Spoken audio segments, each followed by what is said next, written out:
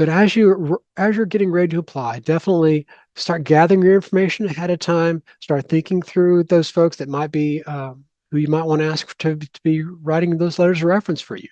Start reaching out to those folks months ahead of time, saying, hey, or even if you have a professor that you had maybe last semester that you think would maybe be great to write your letter of reference now or a few months from now, continue to keep up with that person professionally. That you can say, "Hey, Smith, Dr. Smith, I know I was in your English 2 class last semester. Just want to let you know I enjoyed your class.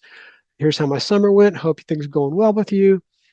That way, Dr. Smith, if you ask Dr. Smith for a letter of reference, 6 months from now, Dr. Smith still knows who you are as a person. He hasn't forgotten about how awesome you were back then because you continue to have a relationship with that person. It's not someone who they haven't heard from in a year. But definitely, also you want to stay organized. Keep track of your stuff. If you a resume can help you with that. Also, if you're someone who likes to journal some of these experiences, and list out some of the skills you've developed, some of your achievements. That way, it'll be a lot easier to key that information in when you're working through that FarmCAS application. So definitely, it's something that we encourage you not to try and do all in one day. You can certainly spread this out over a few days. That way, you're able to make sure that you're writing information that is succinct, that's clear. There's not you don't have a lot of text errors. That you're able to really help provide useful information to the admissions committee. You definitely want to be honest. You don't want to be exaggerating information. You want to make sure you want to say specifically what was recognized or what you accomplished. But definitely you want to be sincere. You don't want to inflate information that's not accurate. Make sure that you're providing descriptions that are clear, focused.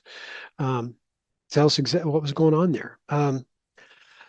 If you before you submit your application, if you have someone else in life that could in your life that can provide that you'd like for them to take a look at some of the sections of your application, you can certainly do that. In this, I would strongly encourage you to consider someone who's a little bit not up here necessarily. Someone who, if you're a second year in college, um, if you're the person you want to ask to look at your application is also only has 2 years of college under their belt, they may not have um, as much life experience to really help you have with getting all the specific items within that FarmCast application you need. So perhaps a college professor, perhaps if utilizing the different resources like a writing center at your school, or perhaps at the career services department at your school, set up an advising appointment. If you have questions with some of those folks, they can help you with that. I definitely want to keep it professional. You want to make sure that you have a formal professional tone throughout your application process so that it's comes across as someone who wants to be taken seriously. And definitely stay updated within your application. You are able to, after you submit that application, as I mentioned at the onset, even if you submit your application, there are additional things you can add in, such as new awards, additional work experience, new volunteer experiences. We've had applicants that have applied who they did not have volunteer service at the point of application, even though they knew it was a requirement. They said, "Hey, I know don't have my volunteer service now, but I'm going to go and submit it." And then, months later, they provide those updates to the application, and then we're able to move forward with the application, getting it to committee. So definitely utilize that information. So definitely utilize that opportunity to have more volunteer service, or if you obtain new awards or work experience, you have an opportunity to add that in with your application. And interview slots do fill up fast, so definitely apply when you can before the deadline. A question I get oftentimes from applicants is, well, when should I hit that submit button? Should I submit it like right away? Should I submit it this? Our feedback to you is you want to submit the application when you're ready.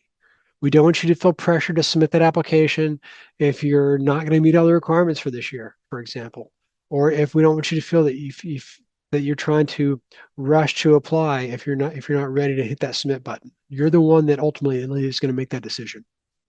What I can tell you is it's better to submit the application several days or several months before the application deadline. There are other factors to keep in mind, such as interview days that are coming up to get those to get our seats filled for the upcoming year. So hope that helps you.